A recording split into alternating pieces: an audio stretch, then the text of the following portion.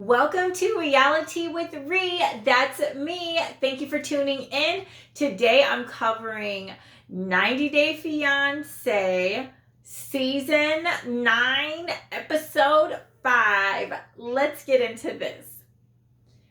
So we have Ari and Benny. They arrive in New York and are welcomed by Ari's parents. They all hop into a large van and head to their new place in New Jersey. Ari's parents rented a 2-bedroom apartment for them and paid the rent and the bills, the cable and internet and all that fun stuff for the first month. That evening, the parents did let Ari and Benny know that they will need to prepare to take over all of those bills sooner rather than later, with a timeline of between 2 to 3 months would be great. Now, can you believe that Ari then acts surprised and caught off guard by their request? She then begins pouting to us in an interview about the fact that her parents want her to begin paying so soon, and that they got her a 2-bedroom apartment when she would have gotten a 1-bedroom. So her parents are finally trying to help make their spoiled daughter grow the heck up, and she wants to pout and whine and cry about it. Give me a freaking break.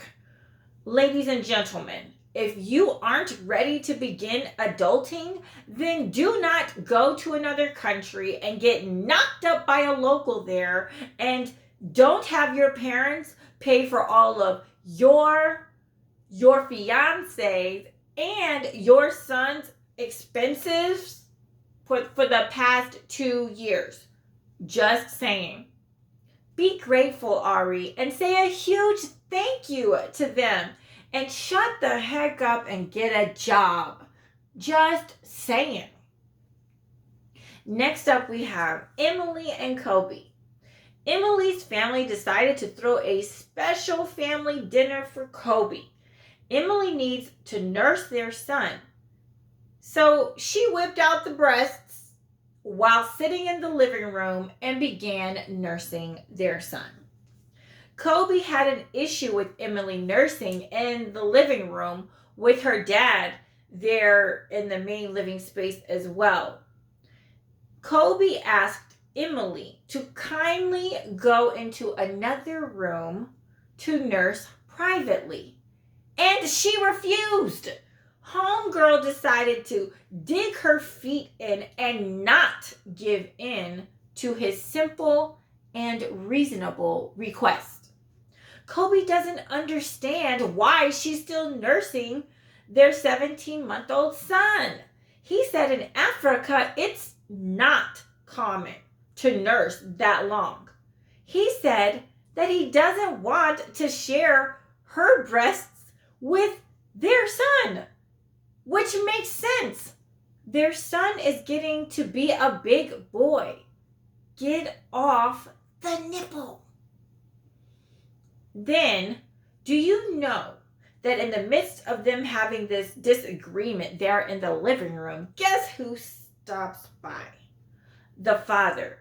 And the father decided to join in on the disagreement and put his 2 cents out there. Guess whose side he was on? Of course, Emily's. I mean, he's done seen her breasts a million times since his grandson has been born, because she's been living in his house and whipping them things out all day and night. I think that's straight up weird, to have a daughter showing her breasts to her father and him being totally cool with it. Is that common in your family? Because it sure isn't in mine. Just asking. In an effort to end the disagreement, Emily decides to tell Kobe to go into the kitchen to help her mom out. He was offended due to his African culture and let her know that she can't tell him what to do. So he checked her and then she came correct and made a request instead. These two are a hot mess. Either Kobe will have to back down and allow Emily to lead, or she will have to back down and allow him to lead. They both can't lead. Someone must follow. She even kicked him out of her and their son's bed on his first night in America. What the heck? Ladies, if you really want to be 100% the boss of your man, then you need to think twice before getting with men from certain parts of the world. Heck, maybe even some American men too. Many men, no matter where they are from, will not want their woman to be the boss of them. Just saying. Heck, look at Guillermo. Even he said that an episode or two ago that he felt like his slightly older American woman, Cara, was trying to be the boss of him. Ay, ay, ay. Speaking of karma and Guillermo, they're next. Cara took Guillermo over to her mom's place for a big family dinner there. Her uncle was there, and he was totally giving Guillermo the business. He is concerned if they will be able to work together to accomplish the good old American dream. Ladies and gentlemen, if living the good old American dream is super important to you, make sure that you marry someone who can help and will help you make that happen. If he or she cannot, for whatever reason, then you should think long and hard before entering a marriage with that person. Just saying. Bilal and Shai. Shai met Bilal's kids. The kids wanted to play some pool, and at first she was not feeling it. She wants to become a mom, but she didn't even want to play pool with her future stepkids. I don't get it. But anyways, so when the topic of what to call her came up while they were playing pool, Shai suggested some word that meant mom, and in another language though. It was a word in a foreign language that meant mom.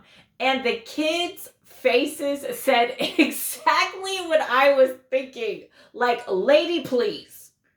Those kids are too old to be calling you mom. You need to accept that they likely never will. Shai told us that it's a common term from where she is from. It's a term that means like stepmom or mom or something like that. But still, the kids were not feeling it. Ladies, if you want your future stepchildren to call you a variation of the word mom, then you need to get with a man who has babies, toddlers, preschoolers, heck, maybe even early elementary. But definitely not middle schoolers and high schoolers like his. Just saying. Shai also talked with her sister about how much she wants to be a mom, and Bilal just keeps passing the buck by not really answering. Have you guys ever been around someone, or you've seen someone on TV, or you've read an article, and when they're asked a question, they give non-answer answers? That's totally Bilal all day, every day on this topic. He gives non-answer answers. I just can't. That's just too much for me. But anyways, So, ladies and gentlemen, if you want children of your own, make sure that you are already in agreement before proposing or accepting a proposal. Just saying. Next, we have Jabri and Miona. We did not see them featured on this episode, so maybe we'll see them on next week's episode. Now we have Yvette and Mohammed. So they wake up their first morning in America together after a wonderful night of reconnecting sex. And Mohammed had hopes and dreams of what his first full day in America would be like. But Yvette crushed those hopes and dreams. How did she crush his hopes and dreams, you're asking? I'm so glad that you asked. Mohammed wanted breakfast in bed, and she left the stuff out for him to make his own breakfast that morning because she had to go to work. He was so bummed out about that. He said that he wanted to be taken care of, like how his mom did. He said that his mom made sure that all of his needs were met. Gentlemen, if you have a mommy complex, please go see a counselor and get some help with that. Just saying. Ladies, if you find out that the man you're dating is wanting you to take care of him like you're his mother, run! Just saying. Last but definitely not least, we have Patrick and Thais. Thais arrived in America and they had their 90-day airport moment, and they begin driving to his house and they're talking.